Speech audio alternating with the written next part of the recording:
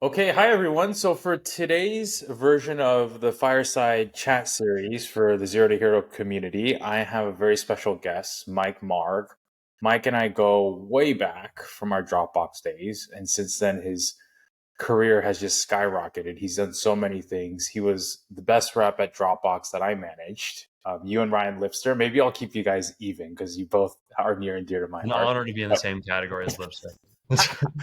But amazing deal closer, amazing student of the craft back at Dropbox. Then he led amazing teams at Clearbit, was at various other junctures, and then now he is at Craft Ventures, where he's a partner, and has been for the last couple of years, and rose up the ranks too, just because of the wealth of knowledge he had specifically around go to market and just investing in startups in general from the ground up. So, Mike, so great to have you here.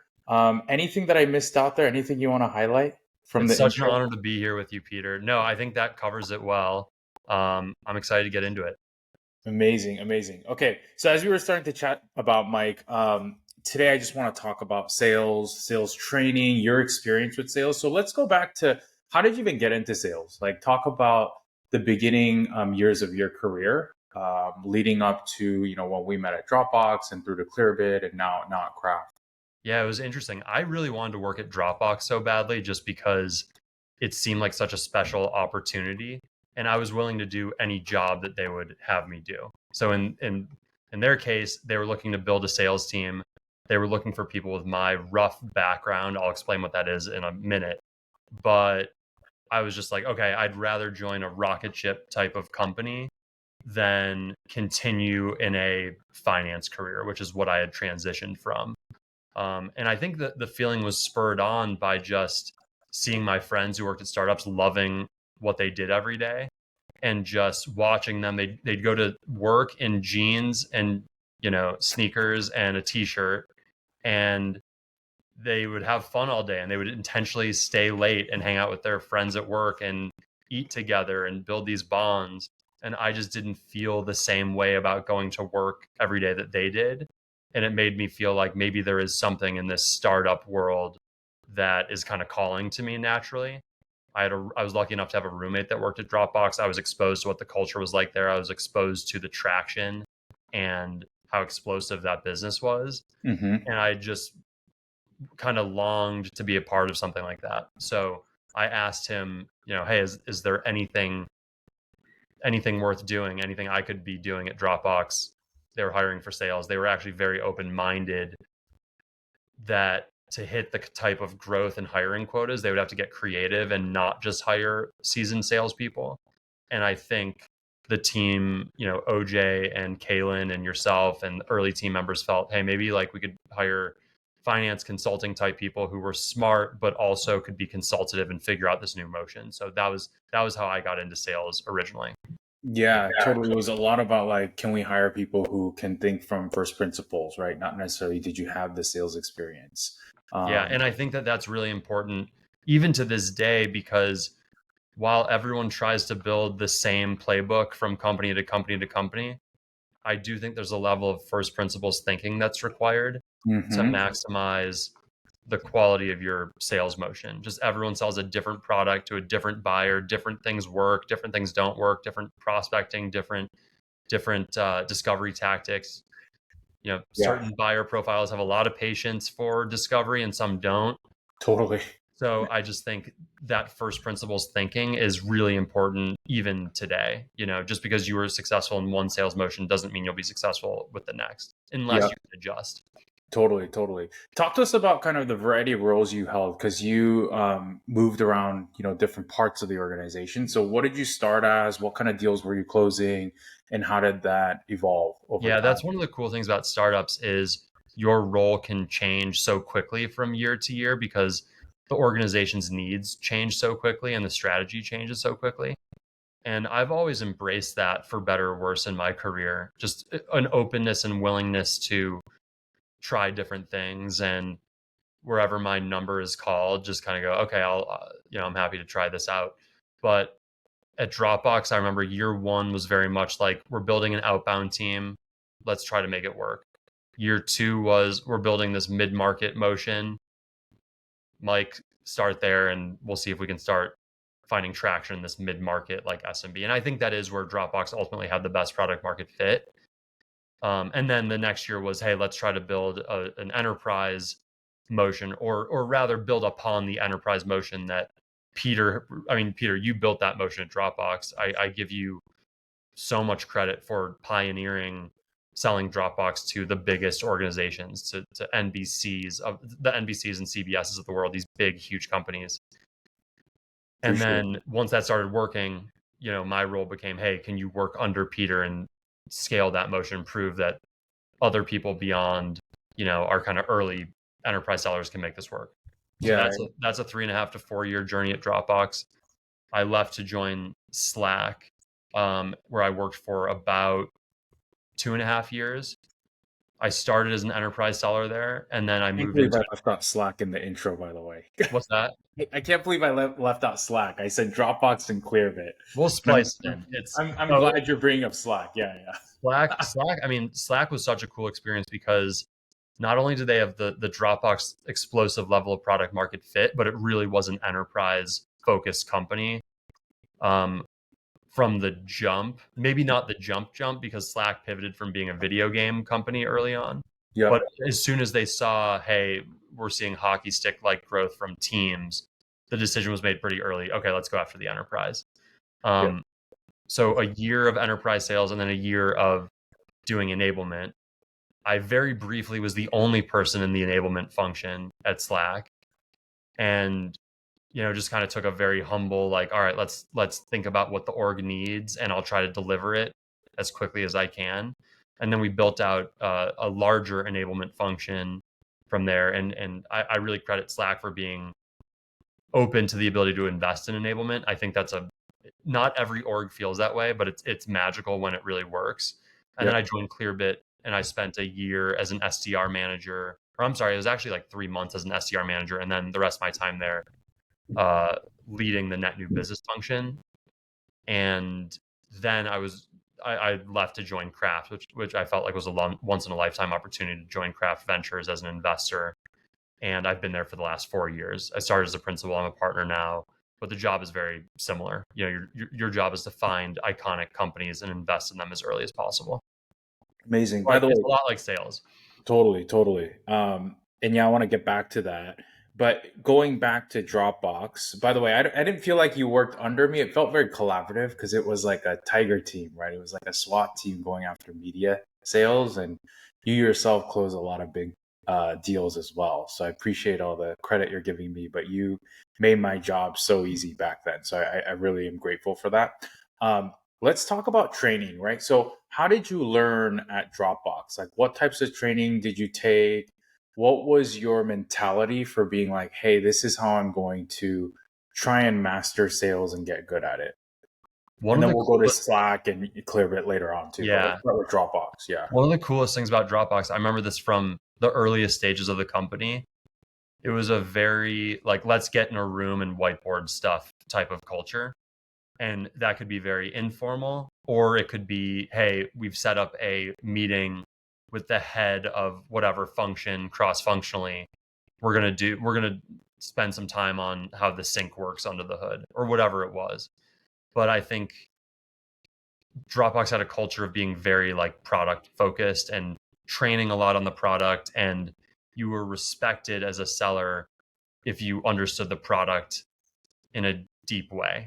Mm-hmm. Um, so there's kind of product training, which I actually think is not best led by sales a lot of the time. I think a lot of times the people who build the product are the best to train on the product, and more companies would be wise to embrace that type of cross-functional training cadence. But in terms of our sales training, you could have a sales trainer maybe once a year, which is great. But then if you don't augment that with your manager or your director, or your VP really having a cadence of sales training, then it doesn't really stick. Yeah. And I also think there's a lot of org specific skills and org specific practices that a sales trainer cannot teach you, which means that the leadership of the company really needs to invest in a training cadence, which I know you did, Peter, and I benefited personally from that. But I think it was something that evolved in real time at Dropbox. I don't know that we ever had like a very distinct view on what training looked like. It was Yeah. every team did it slightly differently from my recollection. Yeah, it was pretty organic, right? And we did, I don't know, did you go through the Sandler training or any I of the did. John? You did. Okay. I So did, and I took detailed notes and like really wanted to incorporate and use those things just because I felt that having a checklist or a game plan every single call is better than thinking you can figure it out on the fly each time. sure. You know, Yeah. you do it enough. I would experiment with both methodologies, like kind of what felt natural to me and then going Yep. more Sandler. Yep. And the weakness of doing what feels natural is you're always forgetting certain things, even if it's one or two things. You'd forget them, and then that puts you in a hole in your process, and you realize I Mm. missed certain information. I have to go get that later. So I always kind of embrace this idea of you should have a checklist in your sales cycle, even if it's informal. Yeah, totally. You kind of have to combine both that process plus like being yourself, right? Are Yeah, there any specific, I know this was a long time ago, what this was like probably 10 years ago, but yeah, are there any specific examples of a concept from Sandler training or maybe we did John Barrows as well when I was yeah, there, where then you had to map it to a real life situation and kind of how that got reinforced, outside of the training yeah. cadences? Well, Like, are there any specific concepts that stick out? I remember there are a few. Hmm. I remember the concept of a mutual agreement. Yep. It's funny, a lot of these things you hear in a training, and your immediate reaction is that's goofy or that's inorganic or that won't work. Yep. But a lot of these things do work, and there's a real deep reason for them existing. And mutual agreement's one of them, where it doesn't really feel organic or natural at first Yeah. to create it, but you go through enough calls and you realize if you have misaligned expectations or misaligned amount of time to spend together or misaligned goals, if you're not kind of bringing people into your plan, you are just subject to whatever their plan may be, and that's probably not good for you. Yep. So I like the mutual agreement. That's a Sandler concept that I really liked and tried to incorporate. And that's Yep. basically, hey, my goal for the call is XYZ. I have X amount of time. Does that all work for you? It's just a way to make sure that you have the same expectations. And if they don't, you want to catch that early versus constantly being behind the eight ball. And then I think the other was just layers of pain and gain. I remember from Sandler. Just I forget exactly what they are, but the concept is there's like surface level pain, then there's deeper pain, then there's financial pain, and there's personal pain. Hmm. And it's important to understand each of those because each of those things contribute to someone making a buying decision. And then on the same token, the gain, levels of gain. What are you going to gain by incorporating the solution? And then just the concept of constant de-risking near the end of the call, just being very paranoid. I don't even know if that's a Sandler concept. I really attribute that more to Peter on, but just being very paranoid about why might your deal slip. That always became part of my process, and I can't remember where I got that from, but Oh, I that's love really that. important. Yeah, I know we talked about like having healthy optimism, but being skeptical at all steps, Yeah, right? And because a deal could always fall apart before it closes, and it often did for all yeah, of my deals, right? There's it's not a smooth enterprise frictionless deal cycle that I've been a part of. yeah. That's a sad part Yeah. of the coming of age for any seller is just having your heart broken in deal cycles over and Yeah. over. And then you start to spot these patterns, and then you ask those questions. If you see the pattern developing early, you identify it and you can de-risk and ask those questions. And ideally, you identify the reasons why a deal won't close as early as possible Yeah. and get your time back and move on if that's unavoidable. Having happy ears feels good because you can keep deals in the pipeline, but when they fall flat and don't close, then you realize I just wasted so much time.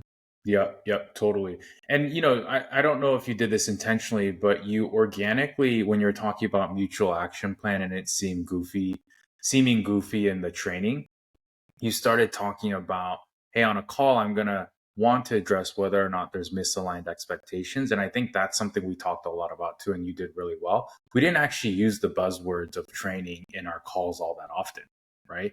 Like rarely did we say we're going to actually like put a mutual action plan in place. Or if we did use that word, we would try and buffer it with like, hey, I just want to make sure we're on the same page. You mean with a prospect, right? Like you're not. Exactly, with the prospect. Yeah, Yeah, yeah. So I think you're right.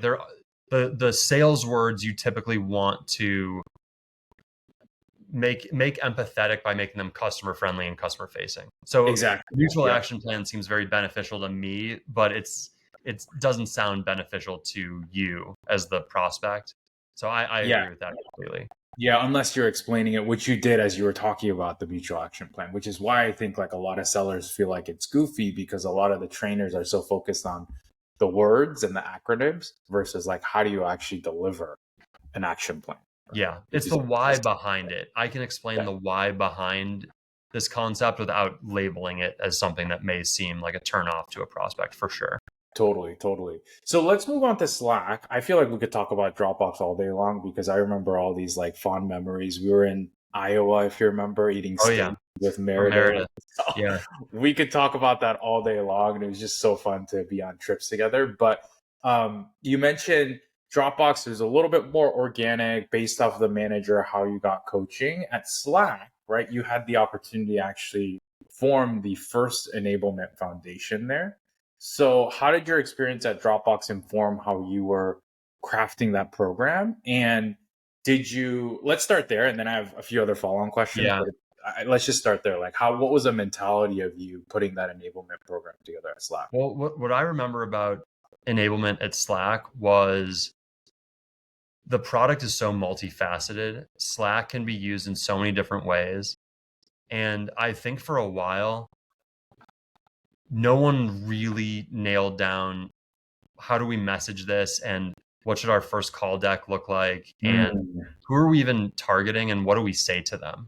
Mm-hmm. I think it felt very, um, it was really inbound oriented for a long time. Yep. Meaning, if you had someone like the product was so powerful and so viral, typically someone's going to come to you knowing why they want Slack. And we could sell those deals pretty regularly, like pretty easily. Yep. But it was hard to make the switch of how do you target people who aren't using Slack organically or maybe have a small footprint? Like how do you evangelize that they need this kind of chat system Mm-hmm. that they're not raising their hand and asking for? Sure. And I think there were some real growing pains there, especially because Microsoft Teams launched around the same time. So not Mm-hmm. only are you pitching this foreign chat-based system, you're saying you need to buy it from us and not get it for free as part of your bundle from Microsoft. Yep. So I just felt like a lot of it, again, it's a very humble mentality, but you're just kind of interviewing people and trying to listen to the field. And I had the benefit of spending a year in seat before I joined the enablement team, but Yep. you're asking people what would be the most impactful and let's just knock out these projects one by one. That's how it started. That makes sense. And I'm curious, what were some of the things you put in that first call deck or, that messaging for folks who weren't necessarily Yeah, clamoring to adopt Slack? Like if you could give a smattering, a flavor of what that felt like, because to a lot of people listening to this, they're going to be like, well, Slack was just so ubiquitous, but I it know. wasn't, it And that's wasn't the tough thing. in the Well, past, right? Yeah. what I would say to anyone who says that or thinks that way is yes, that's right. But any startup is going to push itself to where it's difficult. Like you could be the fastest growing. I think at one point Slack was the fastest company ever to hit 1 billion in ARR. Mm-hmm, mm-hmm. So all that's going to happen is the team is going to grow extremely fast. Your territory will get cut. Your inbound lead volume will get cut. So Yeah. everyone's pushing an org to just to the point where it's hard, Yeah. so no one's really immune to that. Yeah. And it was the same way at Slack. And I think that time where you're going from inbound led to outbound, most sellers at Slack were saying to themselves, we can't keep cutting territories. I don't have enough, Yeah. warm deals. Like it's just going to be really hard to go outbound for everything. You know, Yeah. that Totally. the hot companies, that's what it feels like. Yeah, makes sense. Makes sense. Were there any kind of key things where you're like, okay, here is the approach. Like, here's something we definitely need to put in the first call deck to like really go up against Microsoft Teams that like started to resonate? I think um, the first call deck format or mentality that I like the best is there's a big impactful change in the world that's happening right now. Yep. Here's what's happening as a result of that. Here's what's happening as a logical extension of that. Mm-hmm. and it creates pain. And here's what the pain is, and but there's a new way, and Yeah, that's yeah, yeah. why we created Slack. And when you deploy, or I should say, X product, and Yep. by deploying this product, our customers are seeing all these positive benefits, and here's the impact of those benefits. And then for you specifically, here's what that means. It's like the tailored portion. Mm-hmm. And I'm really trying to remember what it felt like, but I think we were like, maybe this is for engineering teams, maybe this is a CIO sale, maybe this is, we didn't really know. I think it ended up being a CIO sale.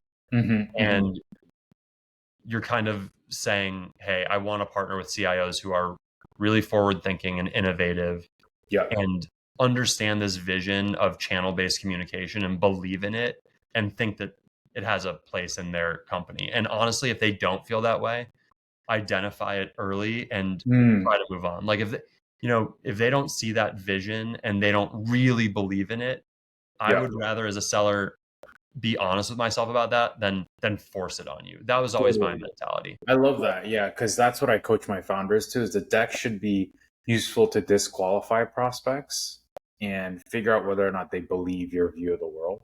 Yeah. So that's what you're saying there. And then I love the buildup of the deck too, because you're basically being a historian and you're saying these things are happening with or without Slack or with or without you as a company, Yeah. right? It's a great So way to ground the message in something that everyone recognizes. totally, totally.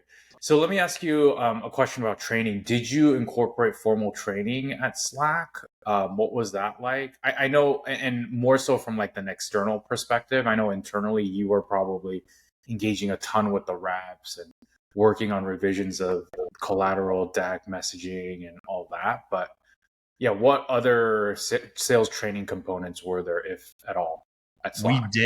We did care a lot about training. Mm-hmm.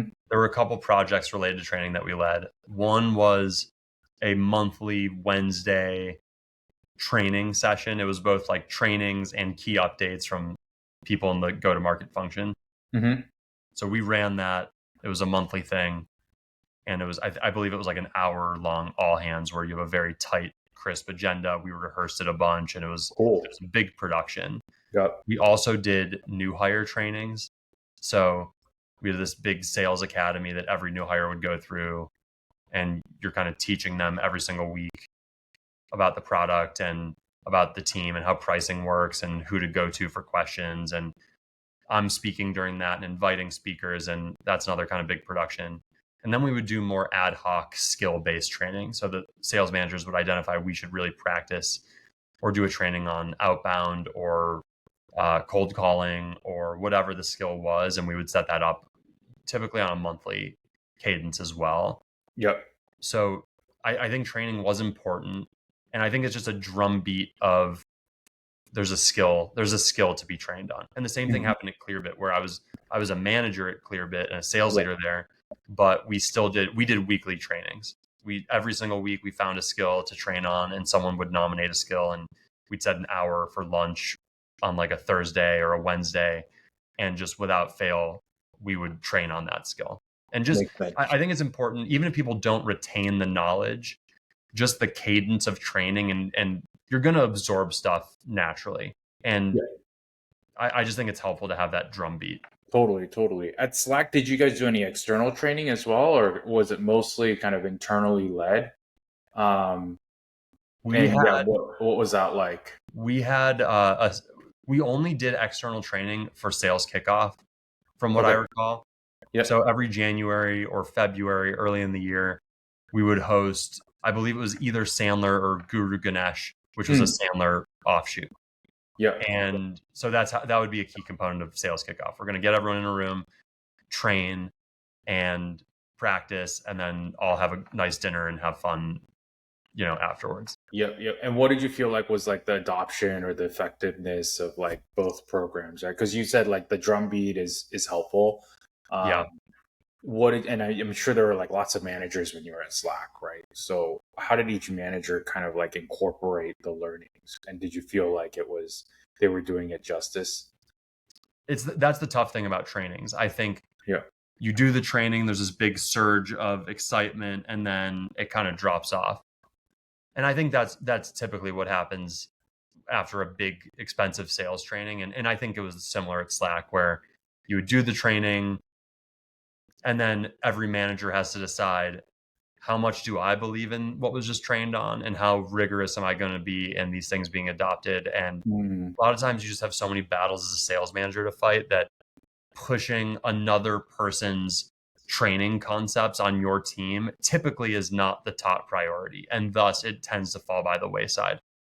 Yeah, makes That's sense. how that's how I felt. And then usually sellers fall under one of two camps, which is what they're doing is working, I'm not going to touch it, let them do their thing, or this is really not working. And typically training is not the thing that gets a seller from really not working to working, from my experience, Mm-hmm. which makes Oh, it even tougher. Like that just makes training not a piece of either equation, which is difficult. yeah. What is it? Do you think that gets a seller to like not working to working? I think It's a long answer, I know, but like if you're gonna like, so much yeah. of it is luck in a lot of Mm-hmm. ways. You Mm-hmm. join the company at the right time, you get the right territory, you get the right book of business. Mm-hmm. Mm-hmm. One way to be successful in sales is to be in the right place at the right time. Mm-hmm. Mm-hmm. Yep. Um, Sometimes that is just a required element. Even if you're good, even if you're a Sure. really good seller, you Sure. also need some lucky Yeah. element. Yes, definitely. But Yep. one way to fail in sales, even if you get the lucky elements, is Mm-hmm. to not be prepared and not take preparation seriously, or to just not have the type of brain that can be consultative and not be effective at problem solving. I Yeah. really believe, and this is learned straight from you, Peter, is Appreciate that, man. the seller of the future is a consultant. Mm-hmm. Mm-hmm. And to consult, you have to deeply understand the person that you're talking to. You have to deeply understand your product. You have to be able to assess if this is not a fit, and if you're just not that great as a seller, all these things will be really confusing and they'll be happening so fast, and you just won't be able to tell a good deal from a bad deal. You won't be Yeah. able to identify, here's the key risk that's going to kill this deal. And again, because all these things are happening so quickly in the heat of a sales conversation, I do think it's a skill, and it's a skill that sometimes can be learned and sometimes is more innate, and either you have it or you don't. Yeah, it's a good point. It's like a mentality, right? It's like a frame of mindset. Yeah. Like, am I going to take the time to prepare, and am I going to be bold enough to say no Yeah. so that I can focus on the yeses, right? Yeah. Yeah. There's a huge motivation piece of it too. Just, you can have the skills to have that type of analytical conversation, but if you don't have the fire in your belly to, I got to make this deal close, Yeah. then it's all for naught. That's one interesting thing about sales, that so much is driven by just raw, I need to make this happen. Yep. It's not like I'm sure there are other roles where the logic of the deal falling apart is okay. It's like, look, it's not a priority for them or whatever. Sales is the type of role where, no, it's your job to strategize to hit your quota, and it's an all encompassing thing. Yeah. So it may not be your fault that this deal slipped, but you didn't have a backup plan. You didn't have other pipeline you could call on. You didn't identify this risk. It's a huge accountability job in Yeah. in a way that other jobs are not, other roles are not. That's a good way to put it. It's, yeah, very much baked in accountability. Yeah, Uh, and I'll take that a step further, Peter, and I'll say, yeah.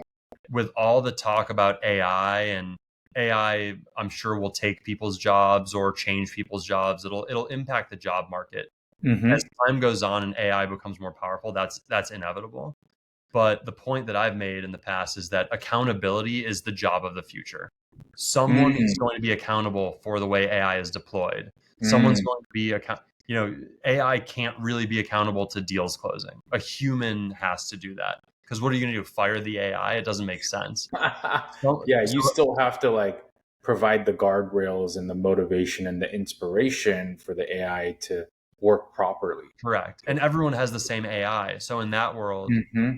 what is the X factor? It's a team of human beings have to deliver a better product that the same AI sells, or fine tune AI, or pair a really talented human with an AI.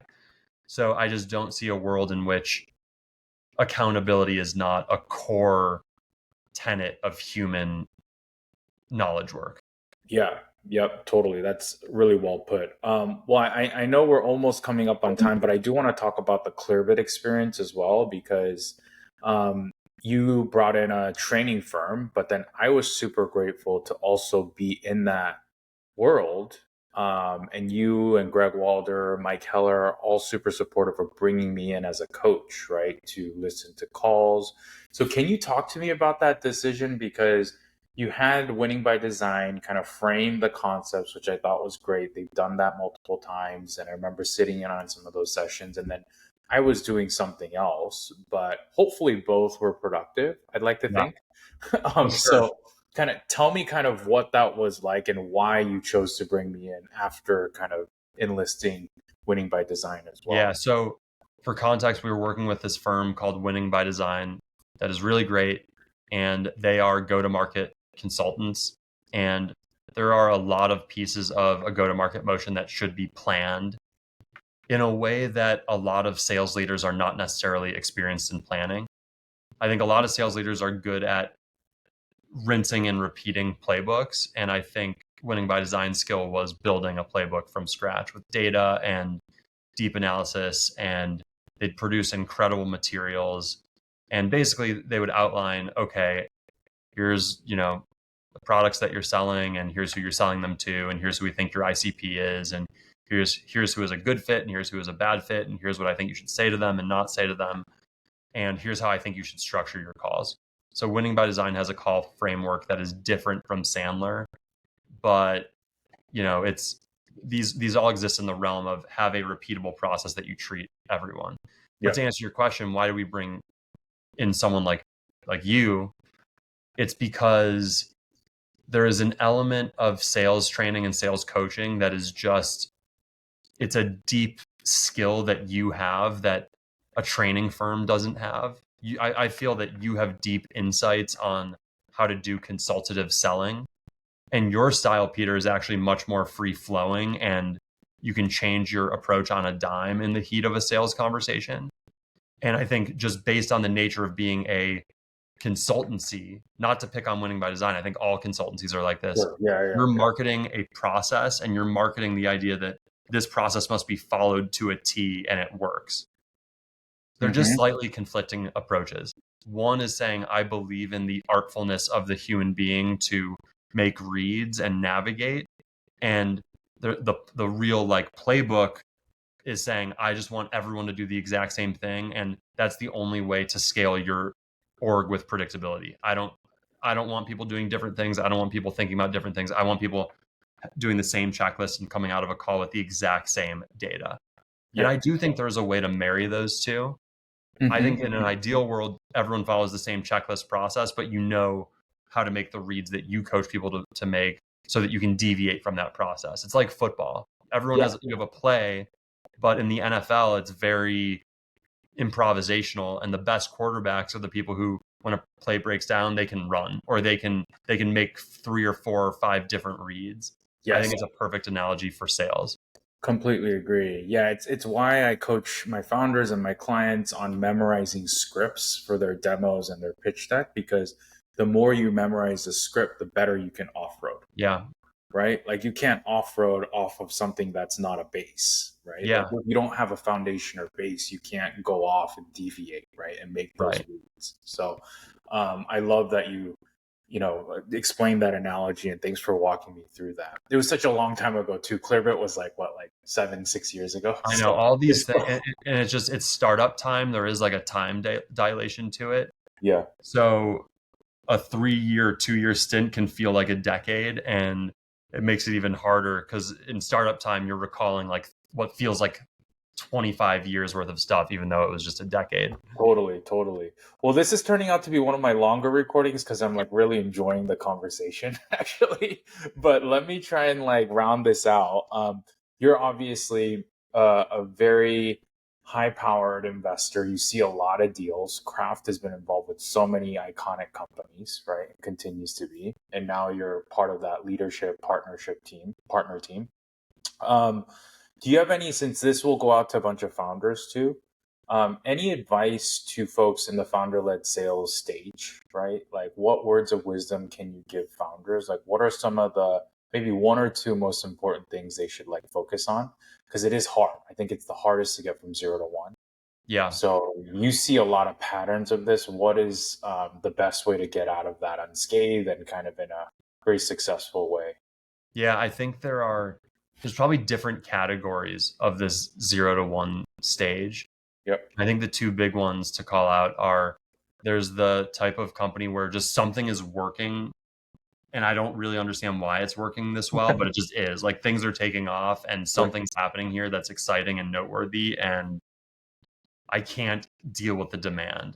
That's one set of problems. And I think the other is figuring out, what we've built is not quite working yet. And I need to figure out why that is.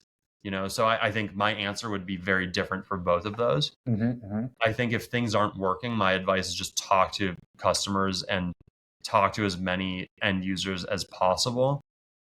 And don't be afraid to, listen to them and admit that your original thesis may be wrong, but there may be a new thesis that we should test that could be better. So I think that's important. That's something as a seller that it's kind of you don't really have the luxury to act like you can just listen and change direction. As a seller, you're like, I need to figure out if what I can sell today is a fit or not. And if it's not, I'm moving on. But as Yeah. a founder, you can do discovery and say, okay, I'm hearing that we're not a fit, but what if we did this? Tell me about that. What would that unlock? Sure. So discovery is really important at that stage, but it's just applied differently. Hmm. And then if things are really taking off, I think my advice would be try to put into writing what you think is working. What is our product? What are we pitching? What about this is working? Who is it working with? What value are they getting out of our product? And, you know, you just want to understand what would make this repeatable and who is not a good fit, almost the Hmm. anti-fit thesis. I think once you have those two things mapped out, a lot of really good things happen from there. Yeah, you can double down on what's working if you understand what is working, Yeah, right? and you can So, identify, hey, maybe we're going to have TAM constraints. Like this could be working with a certain population, but sure. it's not a huge TAM. So we better quickly figure out concentric TAMs that we could sell into. And Yeah. then that impacts product decisions. So I think sales and product are kind of two sides of a coin that are very related. And as a founder, you're sort of running both at the same time, which is both Yeah. fun and frustrating, I think. Yeah, it's like the founder version of happy years, I guess. If things are working, like don't get happy years, just like really figure out why Correct. it can scale beyond like the present day or beyond Yeah. the 1 to 2, $3 million mark. Yeah. There's a great book. I believe it's called The Mom Test. It's something similar where it's just a way of doing discovery where you can really figure out if there's something there without being distracted by fake feedback or happy years. Yeah. Yeah. Yeah. Founders should check that Amazing. out. Amazing. Well, this has been a wealth of information. Thanks, Mike. It was nice to kind of like talk about the past too, the good old days. Really appreciate your time. I'm going to put this on the Zero to Hero page. But also, like I said, yeah, thanks for all the great nuggets about sales training and kind of what you saw, being such a amazing thought leader in the space. So thanks for your time, buddy. Thanks for having me, Peter. Thanks for the mentorship and all the lessons you've taught me over the years.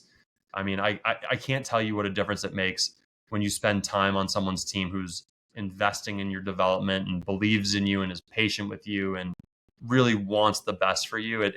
It's hugely influential in a career. So thank you, Wow. Peter, Appreciate that, man. Thanks, Mark. Means a lot. Right back at you, dude. Those fun times. for sure.